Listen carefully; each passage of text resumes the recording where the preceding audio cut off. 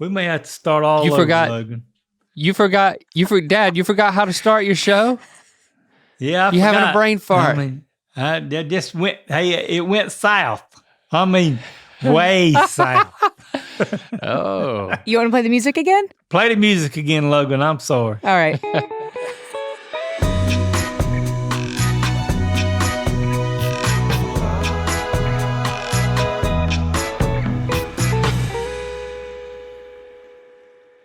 Hey, this is Dispatches from Myrtle Beach with Charles Neal and my son Link from Good Mythical Morning. How you doing, Link? I'm doing pretty good, Dad. How about you? Oh, doing pretty good. I don't know. You forgot the opening. You forgot what you say. Are you having a brain fart type of a day? Yeah, it's been one of those days where I had to drive. I drove a bunch of miles yesterday, so my brain been kind of in a haze today. So, but I'm good to go now. I know where I'm at. Know what I'm doing. I think. I know how it is to have like a bit of a brain fog. It's just like, no, I didn't get quite enough sleep last night. We foggy on the East Coast and the West Coast. That's right. Yeah, we're not bringing our best work today. Oh, I don't know. It might roll right around and get real good here in a little while. Yeah, if we get a little loopy. I was going to talk about when y'all came home a couple of weeks ago, and where you got recognized by all those people at Highway 55. They just had to have your picture. And have you been telling people this story after? How do you tell this story?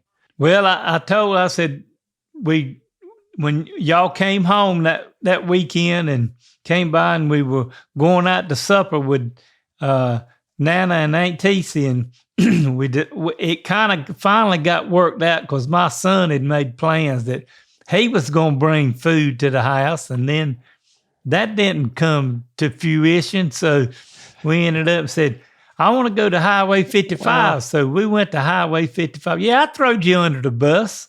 Yeah, I mean, but, things happen. Y'all was busy. Yeah, Chrissy's like, when Link is in charge, this is what happens. Because I told Nana, I was like, hey, we have these 2 funerals. It's all pretty last minute, but I want to be able to see you. And I'm going to see Mom, but only this one night. And then she said, well, Charles and Nancy are going to be up here. I was like, okay, tell them to come on. And like, I'll tell Aunt Tessie to come on too. And I told Nana, I was like, I think we'll be there around 4:00, and then we can figure out, we can just get something for dinner. Don't worry. I didn't want her to worry about last minute having to make dinner for everybody, So I said, don't worry about it. We'll pick something up and bring it, or we can go get something. Because there's always Bojangles, always the tailgate special. And I didn't want to put Nana on the spot. So that's where I left it. And then when we showed up, of course it was like, it was 5:30. It wasn't 4, I think. And she had like set the table. I mean, everything was ready to go. No food, because I did not bring any food. I was like, you know what? We'll just hang out, and then we'll just get in the car and we'll go somewhere. We had already eaten at Bojangles. I didn't want to get Bojangles again. And I kind of wanted to try Highway 55. Well, it worked out good. We went back to Nana's, and because it was close to Lando's birthday, we had had cake and candles for Lando on the birthday cake, and got to sit around and talk and just have a good time for a little while. So I thought it worked out pretty good. I thought it worked out pretty good too. And all those people that was in there working, I thought it was when the girl I can't remember what her name was, but the young girl that was waiting on us came out, and she finally just fessed up. She says, I know who you are. She was talking to you. And I said, yeah. And then she wanted to know if she could get a picture with you. Yeah. I asked them, I said, do y'all know who I am? They didn't know who I was. And then you kind of went into the spiel and told them about Dispatches from Myrtle Beach. And I did. And they said they was gonna start watching that. So yeah, I got kind of shoved to the background like a lot of other people that recognize you and leave you alone. So, but it was pretty neat. I didn't shove you to the background.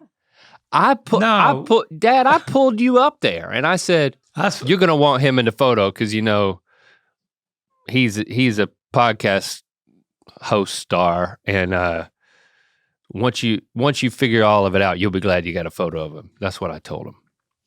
That's right. Yeah, I didn't mean. So I didn't push you to out the back. They just you did. You pulled me right out there in the limelight with you, and got pictures of me and you and them too. So worked out good. It's time for another edition of Myrtle Beach Mailbag. Let's get started on a mailbag this week. Link, I got a note from I can't even know Brahmi, Brami, Brahmi. It says a man is sitting at a bar. Yeah. Said a man is sitting at a bar when he looks over and sees another man sitting and watches the tiniest person play the littlest piano. He approaches and asks the man where he met this tiny man. The man replies, "From this genie bottle. There's still one wish left. You can have it." Oh. The man grabs the bottle and wishes for $1 million, only for 1 million deer to spout from the bottle. Whoops. What the hell? I didn't ask for that, the man shouts. And the other man replies, and what do you think he said, Link? He said, well, I didn't ask for, what did he ask for that he got like the genie to play piano? I think that's where the punchline is. A 10-inch pianist. I didn't ask for a 10-inch pianist. A 10-inch pianist. Pianist. Yep. Pianist. Pianist. 10-inch. I don't know. If I was going to ask for an upgraded pianist. Pianist. I don't know. What is the length that I should be asking for? I think it should be longer than that, right? That's getting on out there pretty good, 10 inches. Yeah, I mean, I'm what are we going to talk about right now? Are we going to talk about if we're happy with the length of our wieners? Yes, we are. And yes, I am. Old as I am, I'm tickled slammed to death with mine. Oh, well, the way you said it, though, I pictured you slamming it in a door. Like you were tickling it with a door, but then you got a little too aggressive and you slammed it in the door. Tickled slammed to death. That's literally what that means. Don't be playing with yourself with a door, Dad. I'm telling you. Yeah. So I ain't gonna slam it nowhere, so don't worry about it. Yeah. Don't do that. Okay. Well, I got another email from Landon Hollis, and it says, if a twosome is sex with 2 people, mm-hmm. and a threesome is sex with 3 people, then now I know why I keep getting called handsome. I thought you were going in a foursome direction, but you went the other way. You got me. Handsome. I guess it's not always a compliment. Sometimes it's a commentary on loneliness. Boy, that was sad. I don't see. I'm glad you understood it better than I did. I still don't know if I've downloaded what that means yet or not. But hand. There's only a hand involved. Oh, okay. Thank you. See, I told you I'm still in a little fog today, so we're fogging right along, I reckon. As long as we're handsome doing it, that's all that matters, right? So I'm glad I'm not handsome. I'm just handsome. Yeah, that's right. Okay. Yeah. All right. Okay. Okay, I got I got a pretty serious email from Eliza Abendroth. Okay. Abendroth. And Eliza, I wanted to tell you this to start with. I said, that's a pretty unusual first name because that was my great-grandmother's name on my mama's side of the family. Do you remember your great-grandma Eliza? Well, no, I don't. I don't ever remember, but I remember Mama and grandmother talking about her and how she was and different things, and hear her name brought up because, you know, Mama's name was Shirley, but they called her Shiley because they thought that was the way they were supposed to pronounce Shirley was Shiley. So Really? that was what she was called. So her parents called her Shirley, but everybody else called her Shiley? No, her parents called her Shiley too. Yep. Okay. So they didn't know how to spell Shiley, or they didn't know how to say Shirley? No, they spelled it. I just don't think they knew how to say Shirley, to pronounce it. How do you name a kid something that you don't even know how to say? That's the strangest thing. It's like, out of all the names you can pick, let's name our kid something that we can't say. That's funny. They figured out how they wanted to say it, I guess. So that was what she was known all her life. But on her birth certificate, it was Shirley. That's pretty neat. Shirley. But Eliza sent me this email and says, how can I have a heart-to-heart talk with my dad when we're hundreds of miles apart? My dad isn't great at talking about sad or difficult things. He doesn't bring those kinds of topics up on his own, and if someone else does, he changes the topic pretty quick. I need to have a conversation with him that I think will be a little uncomfortable or difficult. What should I do? My first thing would be to probably tell you that when you call and talk to him, you just leave it kind of light to start with, and y'all just carry on a conversation and going on, and then get down to where you think he's comfortable talking to you and say, Dad, I really need to have a heart-to-heart talk with you. I got some things I need to go over with you. And then you also need to reiterate, said, I need for you to listen to me. Not just hear me, but listen to me. Ooh. Because it sounds like, if he's wanting to change the subject, that would help, that you're reiterating that, I don't want you to just to hear me. I want you to listen to what I'm saying. Think about it. What I've got to say. You got to get into our heads a little bit and maybe get into thinking that, okay, my daughter's pretty serious about what she's wanting to talk to me about. You're just kind of in a uncomfortable situation trying to talk to your dad about something, and he's in an uncomfortable situation because he don't like to talk about this kind of stuff no way. So you might be in between a rock and a hard place with me, and if he don't listen to you and kind of what I've told you, the next time you're home, maybe you'll just have to wait and sit down, and whether or not it'll wait or not, but that's kind of the best information I can give you about going over and maybe trying to get him to listen to you and see what's going on. So, well, Dad, just give it a shot. I'm impressed.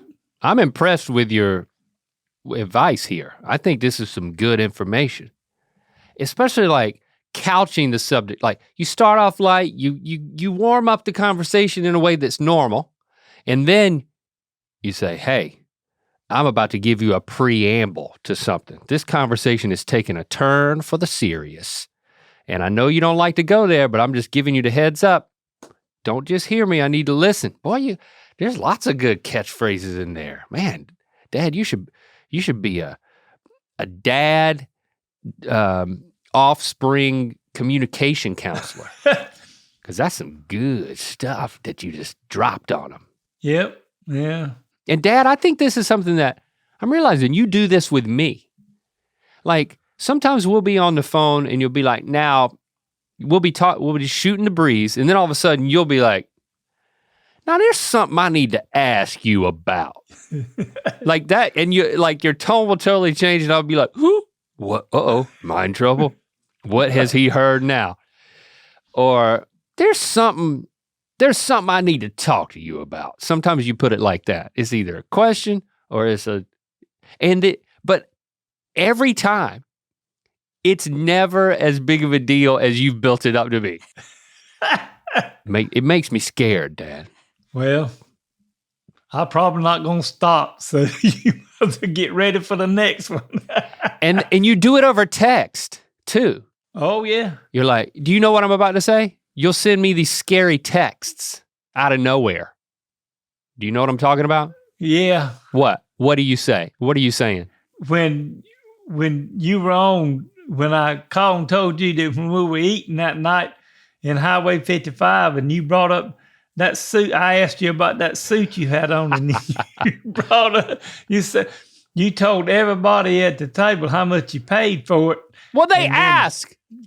Somebody asked. No, you don't. I don't think I did not volunteer that. Yes, you did. We were talking about the suit that I was wearing on Fallon the last time I was on Fallon, and I'm sorry that you didn't get an invitation. Maybe next time. Yeah, We'll keep working it. I'm sure you'll get on there. Yeah. You didn't seem too jealous, but yeah, somebody asked what. They were like, what's that suit? And I was like, well, it's got hunting dogs. And somebody said, how much was your suit? No, I asked you, where did that suit come from? I don't think anybody asked you how much it cost. I ain't going to sit there and just brag about how much something costs. I was embarrassed at how much it cost. Yeah. Well, your Nana was embarrassed too because she gave me up the country. Did you hear what that much like that for that suit? And your mama wasn't too proud of it either. You got to drop a pretty penny if you want to have an interesting if you're going suit. on Fallon, hey, you can't not splurge a little bit. I mean, to be with the man on the talk show circuit, he is the man. So you got to match the man. You got to have the right paraphernalia. That's right. You got to have the right paraphernalia. Yeah. You did text me about that, and you said, I think the text then was, next time you buy something, don't go telling your Nana how much you spent on it. Basically your message. Yeah. But no, the thing that you'll do in text to me that scares me is out of the blue, you'll say, I need you to call me. Oh, yeah.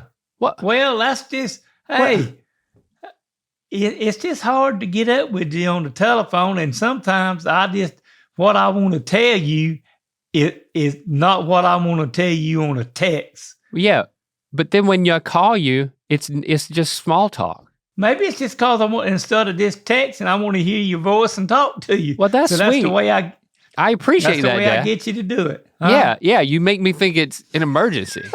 I need to talk to you as soon as you can. Oh, yeah. But what about call me when you can, or give me a ring? How about just give me a ring? Well, sometimes I wonder when I just, if I'm not as explicit with you, as busy as you are, you just shove me over to the side. Like in Highway 55? Yeah. The edge of the photos? You pull me out over there, but you got I know you got a busy life and you got stuff going on. So maybe that's my way of getting you to call sooner than it works. 2 or 3 days later. It works. I need you to call me. Well, I got to talk to you right now about nothing. Immediately. I have to immediately talk to you about nothing. Talk to you about. It's not nothing. I know it's not nothing. It's like, it's usually something like, I mean, before this podcast, it was, I need you to call me. I'll be like, hey, what's up? It'd be like, I got recognized yesterday. Like, that's what it would be. It would be this, it would be this podcast. It's exactly what it would be. I mean, these are the conversations that we have. Like, every time we would talk, you would have a new "I got recognized" story. Yeah. And so we just funneling into this. It's been over 3 years since Mythical Saturday show, Let's Talk About That, hosted by Stevie, came to an end.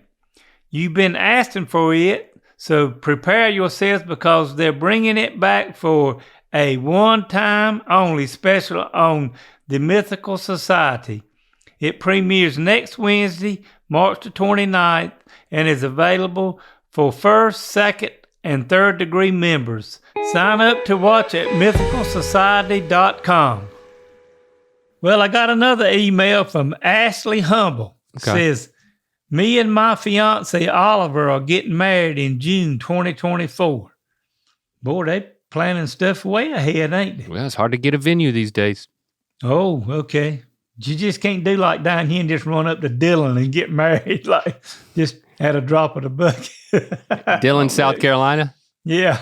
It's more lawful now than it used to be. South Carolina used to be just like a lawless wasteland of people just mopping up marriages. Just, oh yeah, get together. Let's do it. Yeah, don't think about it. Yeah, buy some fireworks while you're down here. Well, we better get back to Ashley. Ashley asked me, said, we're getting married in 2024 and we listen to Dispatches all the way from my little town on the coast of England called Hartlepool. Hartlepool? Hartlepool. I live in Hartlepool. Seeing I'm as getting you've been married. Yeah. She I'm said, getting a seeing spot as of you've marriage. been married several times, you also love dancing. I was wondering if you have any advice for a first dance. What songs have you had first dances to? Oh. Well, when Nancy and I got married, we had a song from Jimmy James and the Vagabonds, and the name of it is Come to Me Softly. And it's a slow song. Okay. But it's got a lot of meaning to it, and me and her had listened to it, and we liked it, and so we just sat down one day and kind of went over, because, you know, Link, you were there. I was got married on the beach, and then that night, all of her friends carried us out and to Fat Harold's, and we went dancing the night we got married. Oh. And when we went in there, I went up front up there and asked the man, the DJ, to play that song, and they stopped the floor and told about us getting married and let us have the dance floor to ourselves and played the song for us. And did you come to her softly? Yes, I did. Good. A lot of times, mine and Nancy's song would come on the radio, and I'd call her on the phone. I said, they're playing our song on 94.9. So for me and Christy, our song, our like first dance song was the country, I'll say country/bluegrass band Diamond Rio. Country music in the 90s. Well, I love me some Diamond Rio. Oh, yeah. And their song, well, it's Now I Know How the River Feels, but I guess that's the whole title. Oh, that's a sweet song. It basically talks about how, you know, once you find the person you're supposed to be with forever, it's just like, now I know how the river feels when it reaches the sea. Finally finds the place it was always meant to be. I'll play that for a couple of weekends ago. We were just kind of having some snuggle time, and I was playing some music, and I didn't tell her, and I put on a few songs that were special to us, including that one, and it's nice. That it's one good. Right on in there, yeah, you slipped it right. I came to her softly with it. Yeah, and so it's nice to have a song. Ashley, I don't want to put too much pressure on you. Yeah, you know, you'll have other songs, but whatever something that means something to the two of you right now, we can't recommend that. It has to come from the two of you. Yep. Yeah. A little bit of Lionel Richie won't hurt though, if you want to go that direction. Lionel never hurt nobody. Now it's time for a word from our sponsor. We got to add this week, I had a lot of people that sent me some emails about the best golf courses in Myrtle Beach and how you've been golfing more like you said you would. Well, I did play golf twice last week. Oh, well, give us the ad. I'm going to give you two places that I played golf last week, and one of them was at Beechwood Golf Course, right down the road from the house here at North Myrtle Beach, and it's a good golf course. It's not too hard. It's not too long, but it's got some good greens, and we just always have a good time down at Beechwood when we go down there and play golf, and it's pretty easy to get a tee time down there. And then the other place I went and played it's up in North Carolina called Meadowlands, and it's a little more plush golf course, but it's really nice and got some greens and that are a little harder to read and stuff that you do. But you need to look up Meadowlands Golf Course too. So look up the Meadowlands and Beechwood and come on down here and try them out and play golf at them and see how you enjoy them. And if you do that, just email me again at ratherbeshagging53@aol.com.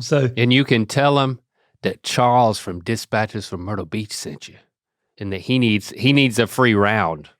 Well, I might bring that up over there the next time I go. Tell them and pull this Dispatches and play your celebrity YouTube card video down. out and let them look at it and say, Yep. See, I'll give y'all a hand. Help me out a little bit here. That's right. All right, Link, we're going to do the thing. Who's your daddy? Okay. Who's your daddy? Okay. Who's your daddy? Link, I got some emails from people and using our whiteboards, and we're going to see if I can write down the answer and see if you can guess where they sent me in these questions about what they wanted me to ask you. And and the first one is, what's my favorite saying? What's your favorite saying? All right, so you're going to write down your answer, and I'm going to write down what I think your answer is. Yes. All right. I'm writing down your catchphrase, and I think. Who's your daddy? I think that would be correct. No, I put on there. I don't know if that dog won't hunt. That dog won't. Oh, is that how it's WANT? That dog. So the dog wants to hunt. Yeah. No, it's just if you tell me something and I say, that's not really how it's going to happen. What's going to go on? I said, that dog won't hunt. Yeah, I know, but you spelled it WANT, which totally negates the meaning of it. That dog won't hunt, meaning that dog desires to hunt. Is the opposite. No, that ain't what it means. It means that dog won't means. I know, I'm just that's not going to happen. WON''T. I'm sorry to be the grammar police. I'm just. Well. All right, so I missed that one. What's the next one? What's my biggest pet peeve?